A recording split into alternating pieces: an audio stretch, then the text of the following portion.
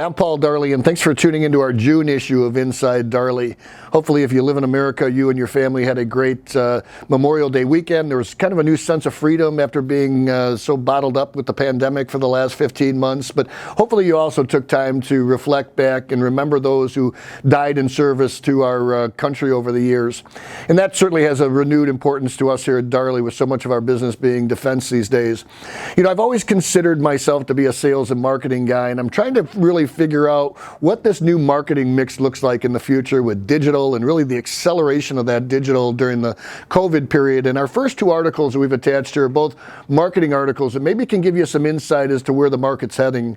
The first article is called Foretelling Trends of the Future of Marketing, and it talks about those four areas being, number one, information overload, which they say maybe isn't all bad.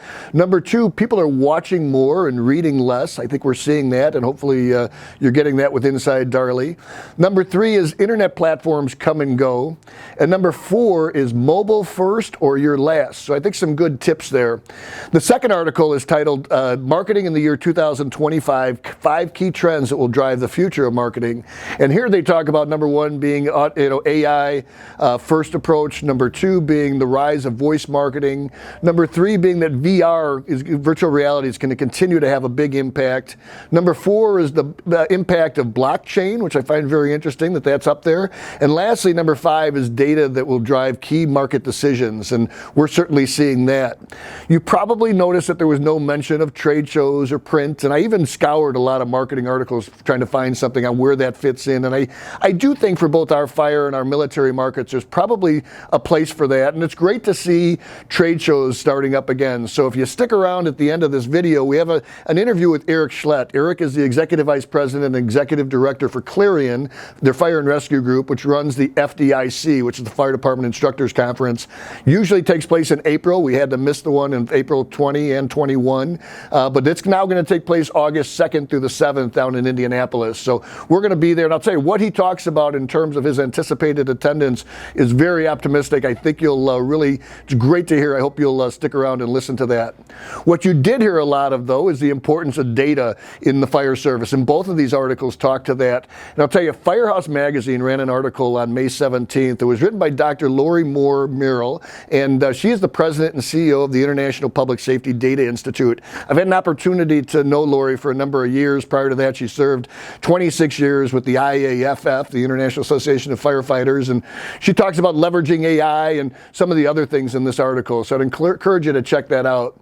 You know, as we all start to get back out and more in the marketplace without our masks and things, it's really important that we kind of re-engage with our emotional intelligence and maybe our authentic leadership and our management styles. So, you know, hopefully to help you do that, I've attached, the last attachment is a slideshow that I gave recently or just last week to the FDSOA, Fire Department Safety Officers Association, and where I talk about those three topics. And we've also included for you in the body of this email that pushed this video out to you a copy of the link that goes, that video link if you're interested in that.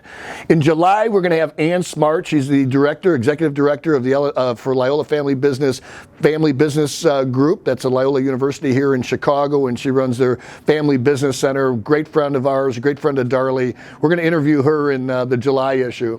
So stick around for Eric Schlett. I think you'll find this both entertaining and very informative.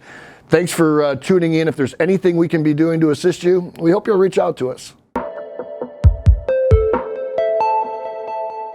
Well, Eric Schlett, so great to have you today on Inside Darley. You know, everybody in the fire service certainly is familiar with Eric Schlett, and gosh, you and I go back personally for a long time. And boy, it's been 2 FDICs that we've now missed over the last 15 months, and so great to see as, you know, we just had a great Memorial Day weekend.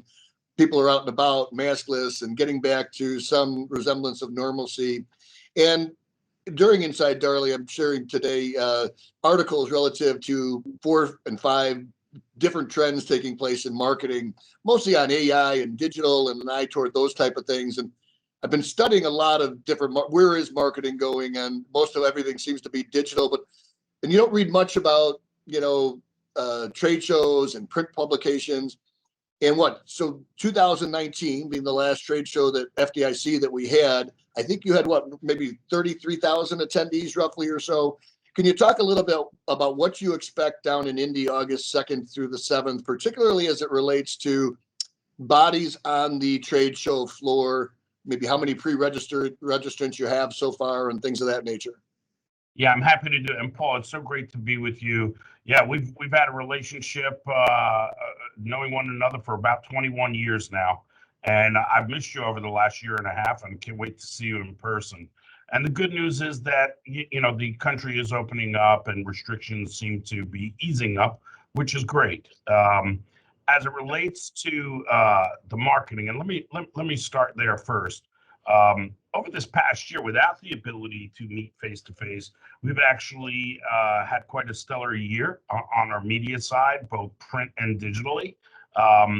It was a way for vendors like yourself to stay connected to our audience, who are the firefighters and fire training officers who are key and influential in decision making. And there definitely has been a shift of more going towards digital, but it really depends on what the vendor wants, right? So if you want to have awareness, print is still relevant in the fire service. Firefighters continue to read it, right? And now my current business, while I focus on the fire side of the business, and we have other disciplines that are in engineering and whatnot, they have definitely moved away from the print side. But firefighters, particularly those wanting training material and training information, seem to tend to like having it in print. And that's why we've continued to be able to keep our engagement on the print side of the business. But there definitely is a trend towards moving towards digital, and we'll be introducing some new stuff. This pandemic caused us to have to transition our business as well. And we are definitely doing more things digitally. You participated last week in FDIC's product network. That's one. And then delivering online training to firefighters is something that we're doing through our Fire Academy. And those are just two examples. That's wonderful. And relative to the number of attendees at FDIC, where do you see that? What's your best guess? So probably I'm going to go through like Sister Mary Alice's, math back in my elementary school days. Right now, I can't imagine you did very well at that. But keep going. I was actually a pretty good math student, but pre-registration, we're at 13,200, which is trending at 32% over where we were for FDIC 2019. The same number weeks out. Now, crystal balling this is really, really difficult, right? Because we've never been through this type of situation before. And while the news is encouraging and things are trending ahead, we know that there's still going to be cautiousness by folks that are coming. So right now we're sitting at about a little over 10 weeks out from the show. And we expect registration to continue to climb until we reach our cutoff point, which we consider at the show. So we figure we're going to be somewhere between 15 and 17,000 pre-registrants before we get on site. Then historically, we do about 12,000 walk-up registrations on site. And when we surveyed the firefighters, past attendees and prospective attendees, about 75% of them said they would come to FDIC. As a matter of fact, strangely, many of them were disappointed that we postponed this past April event, saying that, citing the fact that they're fighting fires every single day and they need the training and there's no reason to cancel the show. Naturally, because we didn't think it was safe and it was, we wanted to protect folks, we postponed it. So assuming that we take that 75% of the 12,000, that'd be about 8,000 folks on top of our 15 to 17,000. And I think we're going to sit somewhere around 22 to 23,000. And some people, who are a little bit better math students than myself, feel that we could get up to 27,000. But I want to be, cautious, and I think at 22 to 23,000, that's probably around the right spot, which would still make us the biggest fire service event, even in a non-COVID year. Wow, I mean, that's amazing. I mean, if you really, to me, that sounds very optimistic. You've got the data, I don't, but it's really positive to hear that. So with that many people, and we know that, look, guidelines relative to masks and social distancing and all of that is changing daily, and we don't exactly know where we're going to be in 60 days. But I mean, what do you anticipate being the protocols relative to being on the floor? Is there going to be any requirement to maybe show that you're vaccinated in order not to wear a mask, things of that nature? Yeah, no, we're not going to require people to show that they're vaccinated. And Paul, we're working closely and have been with the city of Indianapolis, following CDC guidelines and naturally working with our healthcare officials, statewide and locally in Indiana and Indianapolis. So we're following their lead and what they're requiring us to do. So at FDIC, you're likely to notice an increased number of hand sanitization stations, definitely more deep cleaning by the building, especially on the high touch point services like escalators, doors, etc. And then when entering the building, you're probably going to be required to complete a daily health questionnaire, which you'll be able to do on the FDIC app. And masks are going to be required by the building, at least now. In classrooms, you may see a reduced capacity, so you won't see people sitting shoulder to shoulder. You'll see a little bit of distance between them. But on the show floor, there are going to be no restrictions. However, we're going to recommend people abide by the CDC guidelines, wearing masks, being appropriately socially distanced. Ultimately, Paul, we're committed to a safe event, and we continue to check with the building and the state and city officials to make sure that we're in compliance. That's awesome. And I look at, I've got a number, I've done a lot of research relative to trade shows coming back. And I think, boy, if you're able to be at that 70% level of where you were in 2019, that really is amazing and defies everything that I've read. So well done to you. What do you anticipate the last week of April 2022 looking like at the next full spring FDIC? Any feeling relative to that, and maybe that we also 3 months later have Intershoots, which was obviously been now will have been postponed 2 years at that point, which attracts a lot of international visitors. Any thoughts on international attendees in April and the impact of an Intershoots show that same year? Yeah, well, Intershoots typically, it's a great show. I mean, they do a wonderful job, and I think it's a very different audience than ours. Folks who come to our show are really looking for training on firefighting tactics, and folks who want to sell product to those that are active in the training arena, right?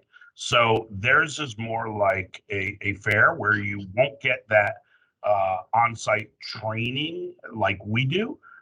It's a great expo. It's a big expo, and certainly you'll get a lot of product training, but I don't think we have so many firefighters traveling from here to Germany, so I don't think that'll impact us.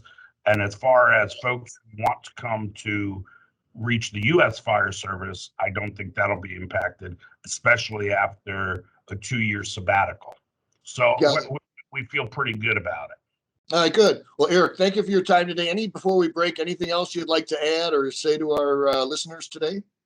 Well, listen, first of all, I want to thank you. You've always been a great partner and a great friend. I appreciate the opportunity to talk about my event. I'm very, very pleased that we're going to be able to do this. I want the audience to know that at the upcoming FDIC in August, we're going to continue to do all the same things that we have always done: the hands-on training, the National Fallen Firefighters Stair Climb, the Firefighters Combat Challenge, the HEAT, our match program. And this year, we're actually introducing something new, which is our Metro Training Officers Program, as well as the Innovation Hub, which is something you and I have spoken about. Innovation is really key to growth, and it's so important to the firefighters doing their job. So we're excited to be introducing that, and we're looking forward to seeing everybody there. That's awesome. And on that last note, too, I would remind all of our audience to check out smartfirefighting.com, our podcast at smartfirefighting.com. We have an extended interview with all also Jim Pauly, the past president of the or the current president of the NFPA, following an interview similar to this last month. So, hey, thanks for all you do, Eric. See you in August. Can't wait to see you, brother. You got it. Bye, Paul. Take care. Bye-bye now.